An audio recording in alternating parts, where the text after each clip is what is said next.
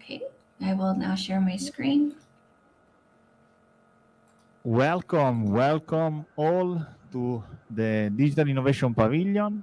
I'm Domenico Vito, and today I'm representing the Metabolism of Cities Living Lab. Together with me, there are Dr. Gabriela Fernandez, that is the director of the Metabolism of Cities Living Lab, and also is like associate professor of Big Data Analytics and Smart Cities at the San Diego State University. And we have also Lily Eckhoff, that is an intern at the Metabolism of Cities Living Lab, and is collaborating with an interesting project that today we are gonna present.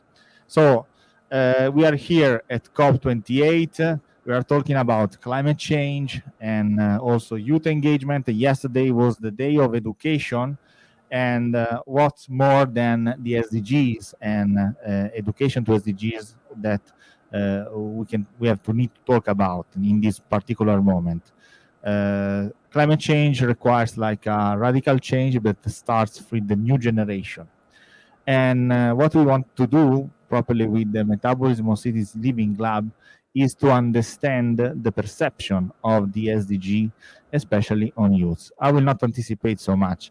I will also just say that also for the colleagues that are joining here, I'm in front of a wonderful poster that's called Developing Tools for Local SDGs Climate Action, that is promoted by GLOCHA and the Climate Change Coalition, and is a pleasure and an honor to like be here at the Digital Innovation Pavilion. A special thank to Miroslav Polzer from GLOCHA that is allowing us to talk about this very important topic. But without further I say and I do, I will give the floor to Dr. Gabriela Fernandez from San Diego to introduce herself and to give a little bit of overview on the activity of the Metabolism of Cities Living Lab. Dr. Fernandez, the floor is yours. Thank you, Dr. Domenico Vito, and thank you again to Glocha for hosting us and for allowing us to share our research activities. I'm Dr. Gabriela Fernandez. I'm a professor at San Diego State University in the Department of Geography. I work closely with master's students in big data analytics, and today we'll share a bit of our work activities concerning education and the SDGs. One of our main activities that I will be sharing today is the Metabolism of Cities Living Lab SDSU for SDGs Leave No One Behind exhibition. A little bit about myself. As I mentioned before, I work closely with students in big data analytics, particularly, as well as different undergraduate students. I work mostly on sustainable development research, marine litter, on the topic of urban metabolism to view the city as a living organism, and big data analytics, as well as topics on vulnerable communities and One Health. I'm also director of the Metabolism of Cities Living Lab, where I work closely with Dr. Domenico Vito. The topic of the United Nations Sustainable Development Goals is central to what we do in the activities of Metabolism of Cities Living Lab. The idea is to make sure that no one is left behind by developing different activities and tools for local governments to share in order to identify major hotspot areas that are found within not only San Diego County, Imperial Valley, as well as the US-Mexico border and beyond. What we do in our research mostly is focusing on data-oriented solutions, from developing analysis, processing data sharing, knowledge. We work closely with multi-partnerships from universities, cities, individuals, and organizations. As mentioned previously, mostly working on the topic of underrepresented communities across Southern California and the Baja California, Mexico region, as well as globally. More recently, we started a memorandum of understanding with UABC, Universidad Autónoma de Baja California, in Tijuana, as well as Mexicali. The idea is to continue working on these different research activities relating to the SDGs. Our research focuses on several different pillars, from sustainable food, land, water, and oceans, education, gender, and inequality, sustainable cities and communities, health, well-being, and demography, energy, decarbonization, and sustainable industry, digital revolution for sustainable development. We have developed several different activities, from developing projects with students, let's say advocating for the SDGs in action, having students develop tailored particular projects that are focused on specific vulnerable groups, focusing on projects related to citizen science, developing tools like virtual reality, games for specific groups, developing international seminars, webinars, as well as conferences, and attending major international events as COPE this year. Additionally, developing interactive dashboards in order to identify major injustices that are found within our vulnerable groups. And we're located in several different countries across the world, as you can see on the bottom right. And I will talk more about the SDSU virtual exhibition that was launched early this February.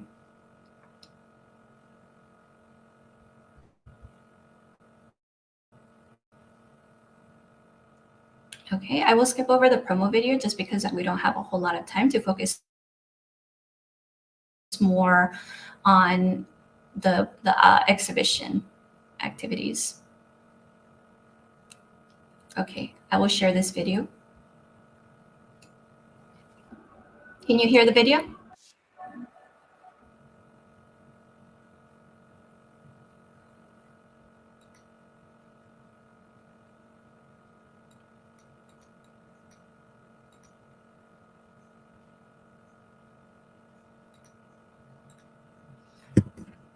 Okay, can you hear the video?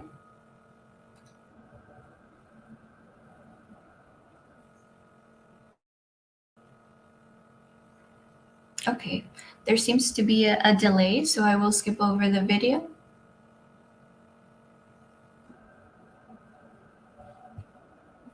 Okay, so the Metabolism of Cities Living Lab SDSU for SDGs Leave No One Behind exhibition was inaugurated this February 21st at San Diego State University.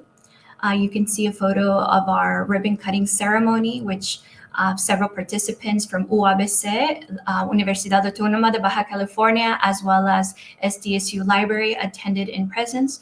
This exhibition couldn't have been without the help of our SDSU Library team, as well as Cal from the College of Arts and Letters, the Center for Human Dynamics in the Mobile Age, and as well as the Metabolism of Cities Living Lab team. So I will go through. This exhibition is in Spanish as well as in English. We wanted to make sure that the exhibition is accessible for all. San Diego is located along the US-Mexico border, and we wanted to make sure that the exhibition would be inclusive for all. The exhibition included not only activities of the Metabolism of Cities Living Lab. Additionally, it included projects from San Diego State University, Master of Science and Big Data Analytics students, where they showcase their work and how they are contributing to advocating and localizing the UN SDGs. The exhibition contained a mural, an art mural that was created by Gabby Zabala, Karenina Zabala, as well as myself. We worked closely for several different months in order to make sure that we were able to develop a representation of the US-Mexico border in an art form. Part of the exhibition also contained a section where we had several different people that you will see in the final exhibition, as I will show in the next slides. These different, let's say, people that are in our mural are students, professors, as well as people that we surveyed along the US-Mexico border in the community of San Isidro in the city of San Diego. The students that also presented their research activities in the exhibition are Master of Science and Big Data Analytics students at SDSU. Gabby Zabala was one of the major contributors of the mural, as you can see in the back. She's an undergraduate student in art at San Diego State University. And there's also a video that we can share later where the students that participated in the mural, as well as shared their work in the exhibition, are interviewed. This is Karenina Zabala. She's a Master of Science and Big Data Analytics student, recent graduate of San Diego State University, who also contributed to the mural as well as showcased her work at the exhibition. Harmit Chima is also a graduate student in the Master of Science and Big Data Analytics, who contributed to developing an interactive dashboard, let's say advocating for the SDGs and vulnerable communities. Here we have Nasser Mohideen, who is also a Master of Science and Big Data Analytics student, who also showcased his work on homelessness in San Diego County, as well as looking at the Iraqi population in the city of El Cajon and San Diego, California. Here you can see a few of the images of the exhibition where students showcase their work. As you can see, there's also QR codes that take the guests to more specifics of the project itself.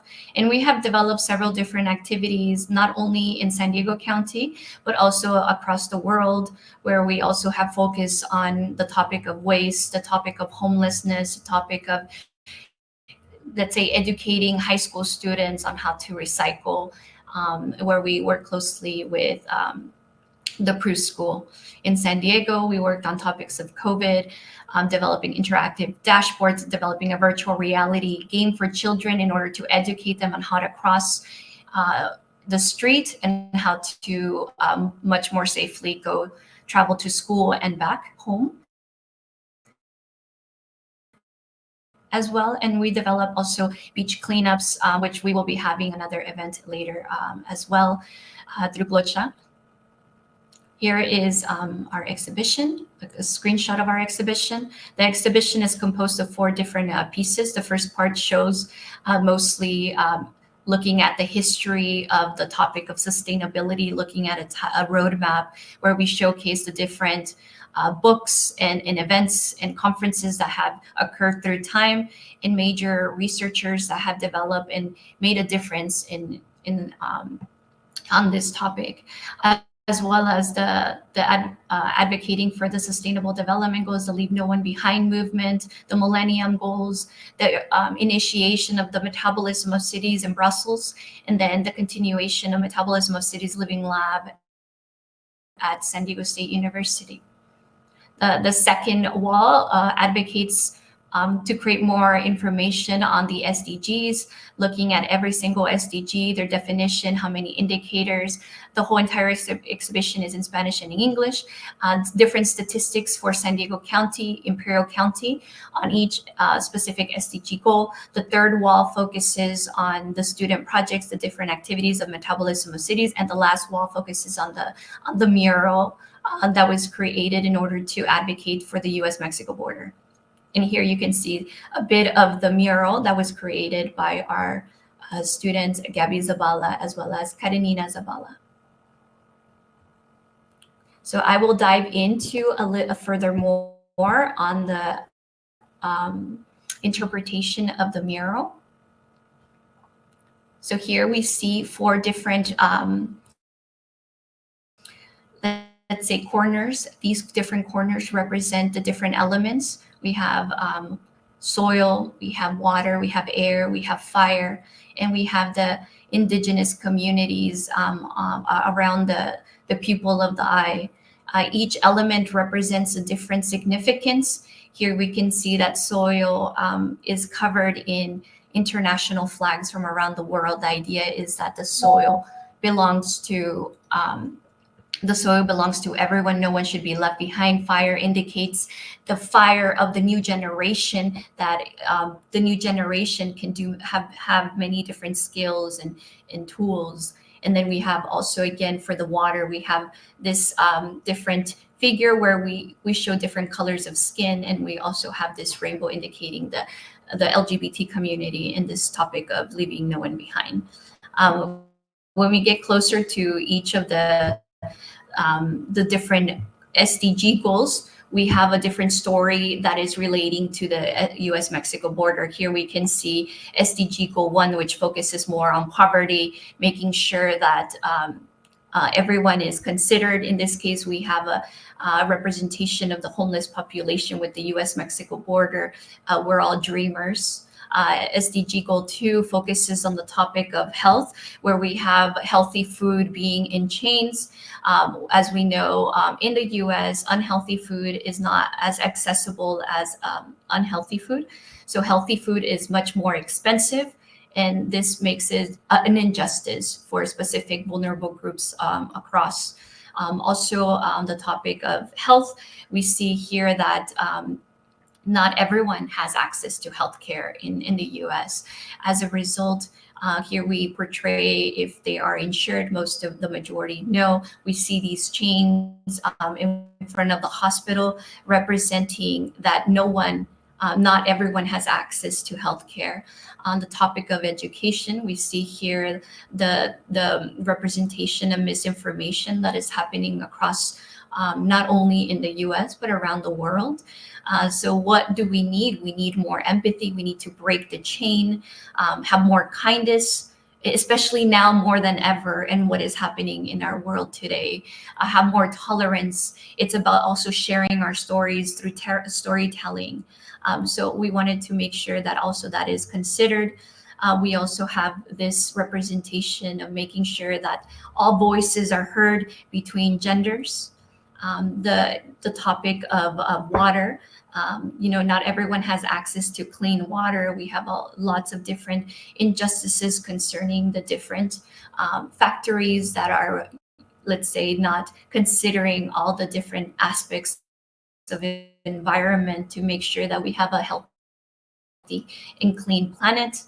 The different opportunities of technology that can be utilized in order to obtain different resources, such as energy from solar turbines, wind turbines, through agriculture, as we see that Imperial Valley, which is near here in San Diego, is very important to also exploit and utilize. And here we have the representation of economy, where we have our working class, we have our student, much more professional people that are coming every day across the US-Mexico border.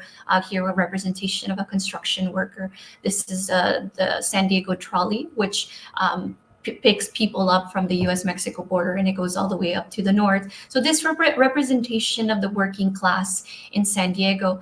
Here we have, in terms of industry, the import-export movement that is happening along our borders. Here we have a representation of the downtown of San Diego and also the Coronado Bridge as well. Here we have a representation of the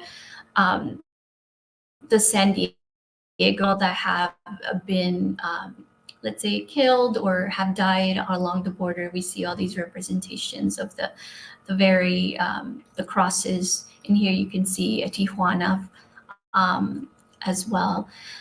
Goal number 11 here represents smart cities. So it's about figuring out how we can use technology as a way to gain more transparency, make sure that we don't use up all of our resources. So with this topic of smart cities, we can make much more healthier choices. Here we have SDG goal number 12, which focuses more on the topic of consumption. Here we can see that currently our modern society is moving to online shopping quite a bit. And so the idea is to create more empathy on those people that are working hard to make those different aspects. And then we have also climate change. Climate change is a representation of what is happening along our US-Mexico border, where we see not the high rise of pollution, people having health problems due to asthma, heart problems as well. And also it's increasing, let's say, heat islands, which increases more the weather conditions as well. So areas are becoming hotter and areas are becoming colder as well. So we are suffering through different aspects of climate change issues as well. and the topic of oceans as well. We can see that in the case of San Diego, we are living near the Salton Sea as well as the Pacific Ocean, which is shared with Mexico. We see quite a bit of injustices that are happening along our borders concerning contaminated water. Every time it rains, a lot of the trash gets accumulated along the border. People have health conditions, they have ear infections, rashes due to these different injustices and that are happening on our border. This particular goal focuses on land. And so we wanted to have a representation of equalizing man and nature in harmony. So here you can see a representation of that. SDG Goal 16 is about making sure that we create partnerships that work closely with our local cities. And here we have several different representations for that. So silence is violence, women's rights matters, no to human trafficking, the LGBT movement, the Black Lives Matter movement. It's making sure that we come together as a society. And none of this could be possible if we don't advocate for SDG Goal 17. SDG Goal 17 brings all the different goals together. And I love some of these quotes that were selected by my students, where it's empathy, inclusion, equity, diversity, love, build bridges, not walls. We are all immigrants. There are more things that bind us that separate us. Kindness and peace, you are important over malice and judgment. We will fight for each other. Love is for everyone. Everybody's free until we're all free. And I think that is a quote that we need more now than ever in everything that is happening around the world. In the middle part of the eye focuses on advocating for our Metabolism of Cities Living Lab, where we want to make sure that we are more transparent within our cities. And this exhibition, not only is it was in physical form at San Diego State University, but also one of our students developed this exhibition virtually, because we wanted to make sure that this exhibition is inclusive for all. And I'm trying to open the link here so you can take a look and see our virtual exhibition. And the reason for this, as I mentioned previously, was created by Tai Nguyen, who is a staff member and was one of our big data analytics graduate students, created this virtual exhibition, and this link can be shared with you all. But again, the idea is to make sure that how this exhibition can be, let's say, viewed by everyone, making sure that no one is left behind, but looking at how technology can help us spread knowledge and education, and also looking at the different interpretations of art and what it can do, can be portrayed by different audiences. So this is something that I wanted to share with you all, to make sure that we can all take advantage of this tool that was created by our students at San Diego State University, and what is happening here along the US-Mexico border, and how we are advancing technology, but also art as a way to portray and interpret the situation that is happening here in San Diego. Okay, now I'm going back to the presentation. Dr. Fernandez, thank you. I will communicate eventually for the timing. Yes, So I will you finish can go in to 2 minutes. Yes, I will finish in 2 minutes. And just the topic on the exhibition, this was created again. You know, it took time in thinking about the different topics on the SDG goals. As you can see here, this was the creation of the mural. And also, if you are interested again to partner with us on these different activities, We developed several different other projects as well, additionally to working closely with art and dashboards. So again, thank you again for your attention, and I'm happy again to be here and present to you at COP28. Thank you again. Thank you very much, Dr. Fernandez. A big applause to your presentation and to the amazing work that you are doing at the Metabolism of Cities, like a clear example on how art, technology, and sustainable development goals can match together to localize the action. This is a topic that also we addressed the last days on this pavilion and on our discussion. I will invite you to stay with us eventually then for questions from the audience. But let's go also to the other speaker of today, that is Lily Ekhoff, that properly regarding SDGs, she created a campaign to explore and inquire about the perception and the awareness of SDGs among youth. So, Lily, the floor to you to introduce yourself and to explain your research. Thank you, Dr. Vito. It is a privilege to present our study, Youth for SDGs, Better Health, Brighter Future, Public Perceptions, Attitudes, and Behaviors towards the United Nations Sustainable Development Goals in youth of San Diego, California, and Paris, France at the COP28 in the UAE today. In 2015, the world witnessed a global call to action that led to the birth of the 2030 Agenda for Sustainable Development. This universal plan is framed by 17 Sustainable Development Goals, the SDGs, each encompassing a set of targets. And just as mentioned in the presentation before given by Dr. Fernandez, these goals span the spectrum of global challenges from climate change to public health. My name is Lily Ekhoff. I am a fourth-year undergraduate environmental science student at San Diego State University in San Diego, California. I'm currently finishing studying abroad at Sciences Po Paris, and I am an undergraduate researcher at the Metabolism of Cities Living Lab, as well as I was in the previous position of Associated Students Greenleaf Commissioner, which is head of sustainability in the SDSU student government.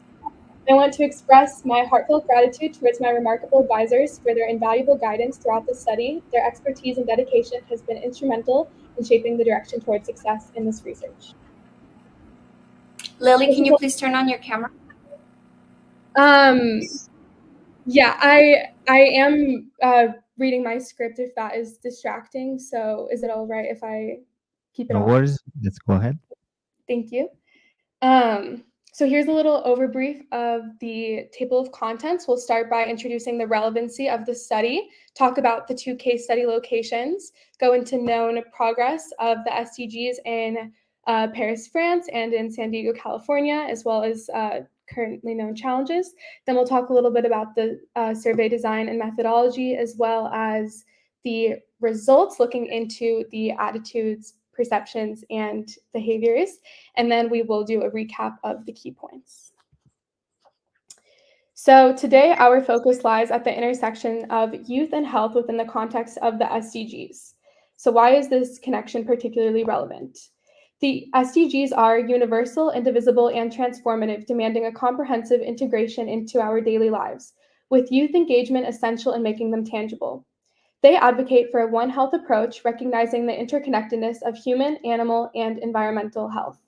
As future leaders, youth are strategically positioned to drive SDG implementation and reshape health policies. Our study aims to understand youth's perceptions, translating these insights into practical contributions towards this vision. And here are some reasons for why this is particularly important. There is a gap in scientific research on how students in Paris, France, and San Diego, California perceive the SDGs with a health approach, and that is what this study aims to do. So why San Diego and why Paris?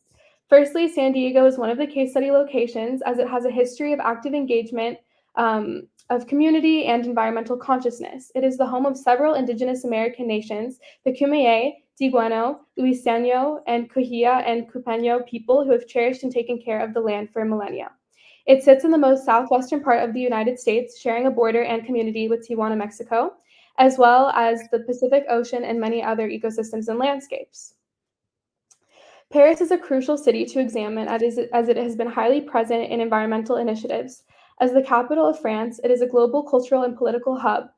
The city has committed to sustainability and addressing climate change, but by using this city as one of our case study locations, we can see the reality as to how students studying at prestigious political institutions like Sciences Po view the implementation of the SDGs within their city. So there has been considerable research already examining youth perceptions of the SDGs before the COVID-19 pandemic, but as we reach 2023, marking the midpoint between the SDGs declaration in 2015 and their 2030 target, it is imperative to reassess implementation progress. Unlike previous research that primarily centers on the broader SDG implementation topic, our research delves deeper into health and well-being perceptions, employing a health in all policies approach. So looking at the 2023 SDG dashboard, France exhibits challenges with mainly yellow to red dots, but there are green arrows indicating progress, particularly in gender equality and partnership for the goals. In contrast, the United States lacks green dots with predominantly orange and red dots. And while there is some progress indicated, it faces stagnation in multiple areas, notably in SDG 3, health and well-being, where both countries face challenges, but France shows moderate progress while the United States remains stagnant.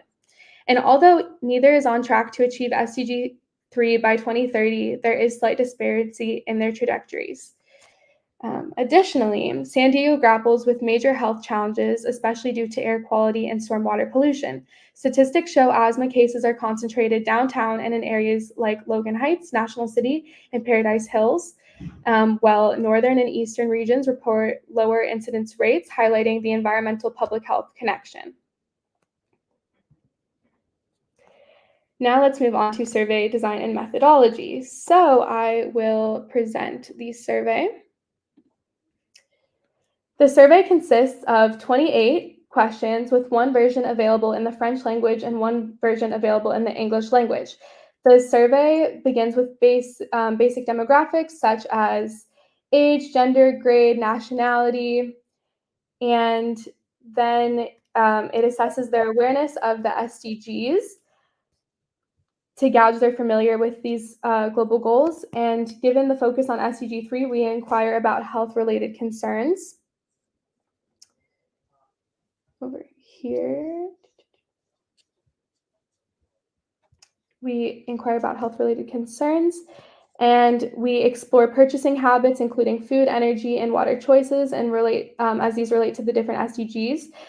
Then we ask students about which SDGs they see as most relevant and those requiring urgent action in their city to help us understand what students prioritize. And the meat of the survey is in questions 16 through 25, which are linked to specific SDG indicators, predominantly SDG 3, good health and well-being. These questions allow us to understand the perceptions, attitudes, and behaviors towards these specific indicators. Okay. So furthermore, we used ESRI to design the survey because of its geography component, which allows us to give students the option to include their zip code if they consent, and to create a map of how these results vary based off of location. This enables us to see how the results vary across different demographics from local to global scales. The survey opened November 1st, 2023 and closed on November 26, 2023. The survey was distributed on 2 college campuses during this time, San Diego State University and l'Institut des études politiques de Paris, Sciences Po.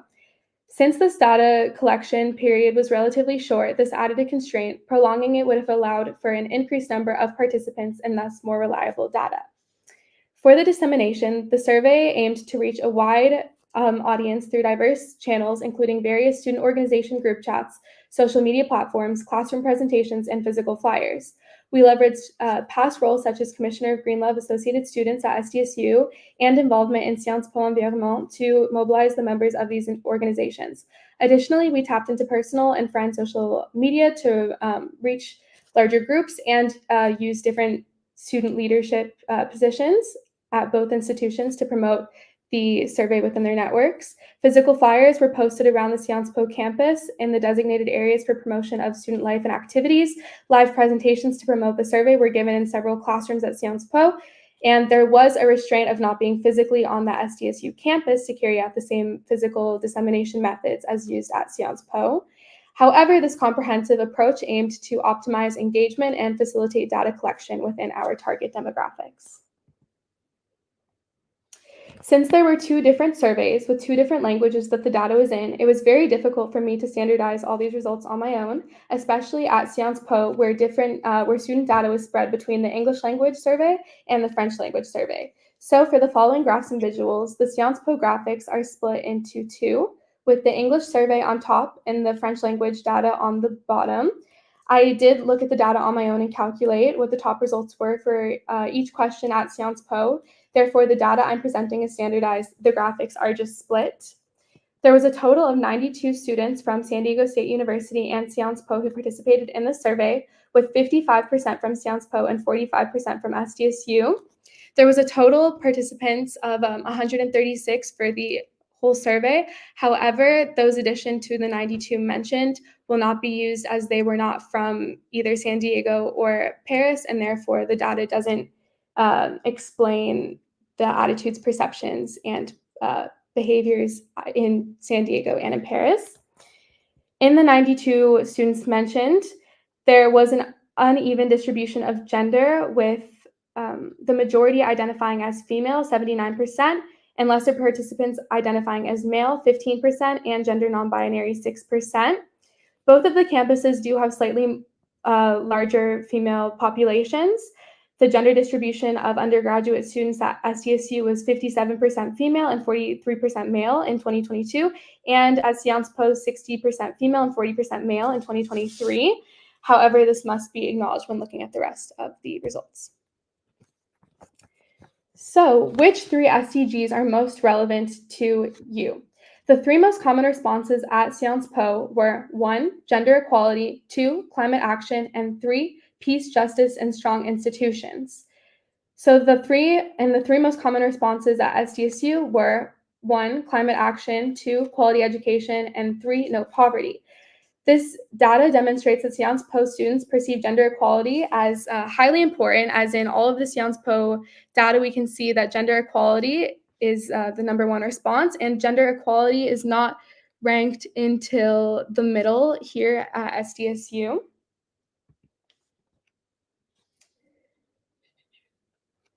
When students were asked which three SDGs require the most urgent action in their city, both campuses had the same three top responses. However, their percentages varied. The top three common responses among all students in both Paris and San Diego were reduced inequalities, sustainable cities and communities, and no poverty. Both student populations see the same problems occurring in their respective cities, but to different extents. We can also see that there are similarities in what they don't see as well.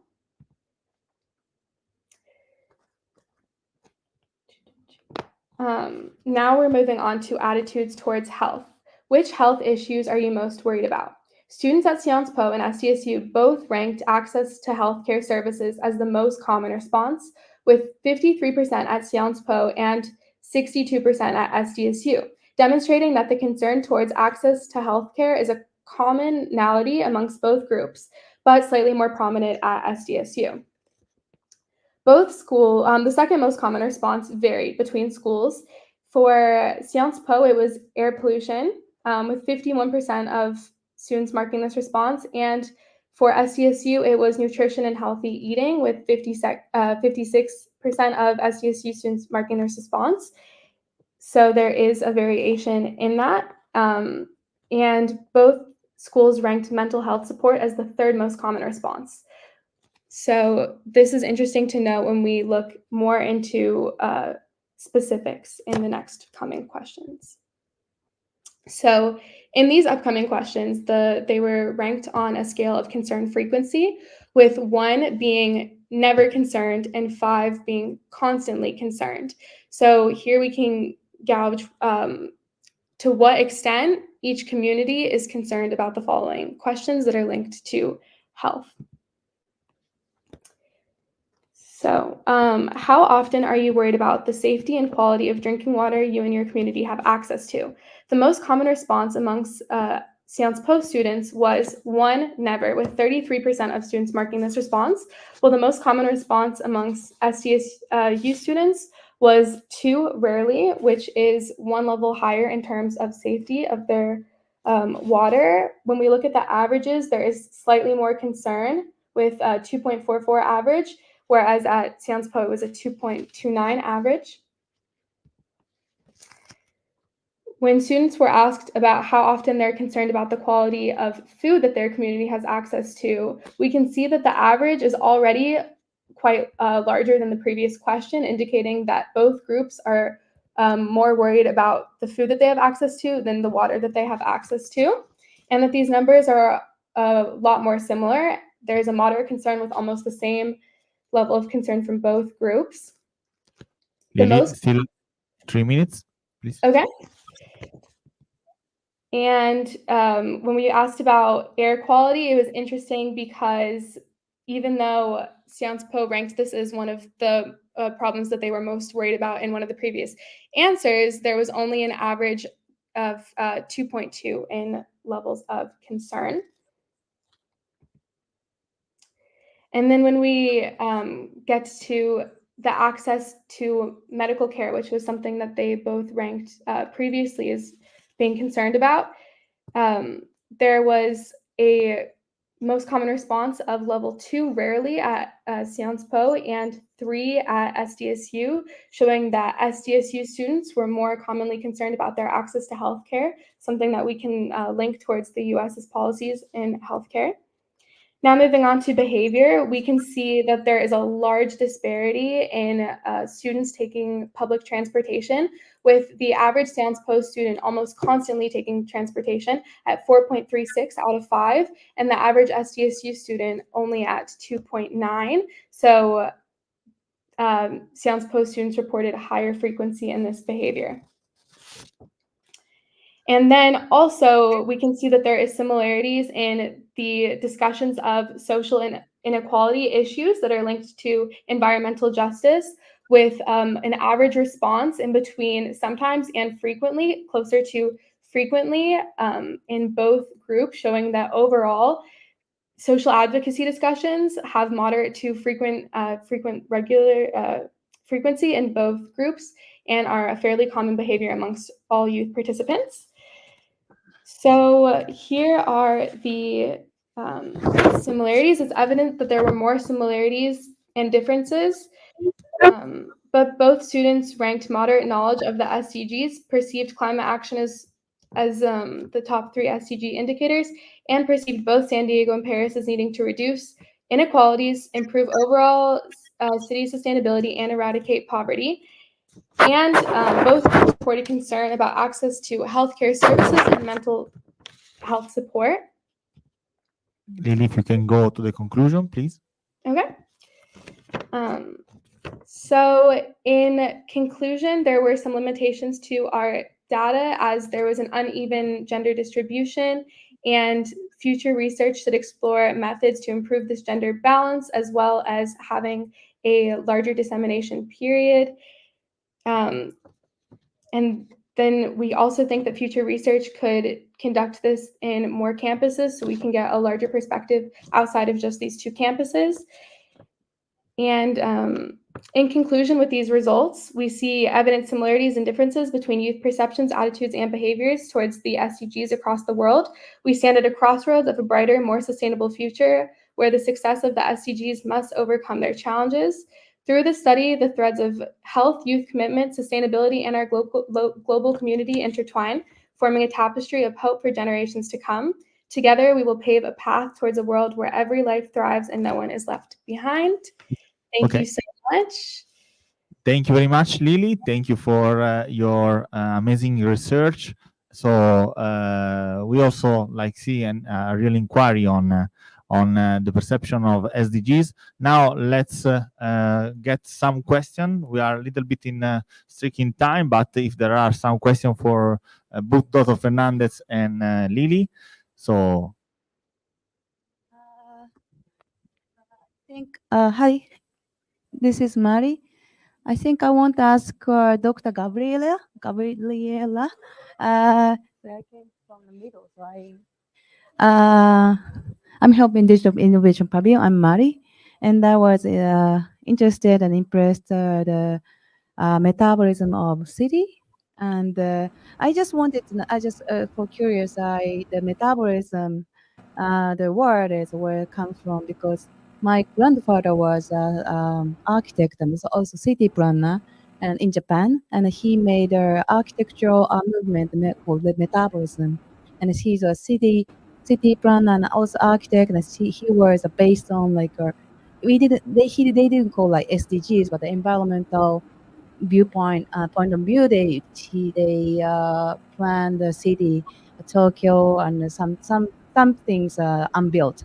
But there was a strong ideas and ideology kind of thing. So if it's kind of connected or not, I just wanted to know. And one thing I like to hear your opinion. What is like healthy metabolism of a city? Thank you. Yes, Thank you very thank you. much for the question. Yes, thank you again for your question. Yes, so the concept of urban metabolism, it initiated back in 1965, more on the topic of industrial ecology. But until the 1970s, it became more of a movement in Japan. It was used in architecture and in different areas of how to implement more sustainable materials in cities. This concept of urban metabolism since the 1960s have expanded to many different let's say interdisciplinary areas. It has been looked at in art. It has been looked at as a way to be more sustainable in cities, to monitor different materials that go in and out of cities. So it has also been used as a way to create awareness about the overconsumption in cities. In our own lab at Metabolism of Cities Living Lab, we use this concept of urban metabolism as a way to make sure that different aspects of cities are transparent. We focus specifically on making sure that no one is left behind, and by using different technologies, we can advocate for those who don't have a voice. Using hotspot analysis, developing material flow analysis to understand where major hotspot areas are found within cities. But it is a term, a concept that has grown through time. It could be much more technical aspects like material flow analysis, where there's several different methodologies under the concept of urban metabolism. But it has also been expanded to much more of a metaphor, just to create more awareness about these over different consumption, let's say, fields. But I would say that in our lab, this is what we use it for mostly, as a way to make sure that vulnerable groups are not left behind. And I believe your second question, can you remind me again? How it was connected on the healthy cities, Yes. on the So I concept of think healthy that cities. Yes, I think that by making sure that cities are more transparent, and now with this, AI aspect of making sure that we are collecting all the different data sets that are to for no one to be left behind. I think that the healthy city would be a city that involves everyone and all voices are heard and no one is left behind. That including vulnerable groups such as children, elderly, people with disabilities, the LGBT community, indigenous groups, ethnic communities. So I think that if we develop policies that are aimed to advocate for everyone, in addition to making sure no one is left behind, in creating a much more transparent cities, I think that we can get closer to having a much more healthier and transparent society. Thank you, Dr. Fernandez, and thank you for the question. If I could add just one thing on these healthy cities, as we have seen, combining also the SDGs is possible to address the health in all policies framework that also Lily has mentioned in her talk, that can let also go into a more comprehensive vision on One Health. As Metabolism of Cities, we are also dealing with this One Health framework that connects the health of the city as an environment with the health as a city as a community, and of course at the animal health. So I think that we arrived at the end of this event. So thank you very much to Dr. Fernandez and to Lilieko for being stay with us and share their works with us. Congratulations again, and see you tomorrow with the again new side events. Especially tomorrow morning, there will be another on data and Digital Ocean. And thank you very much for attending, and have a nice evening. Thank you. Thank you. Thank you.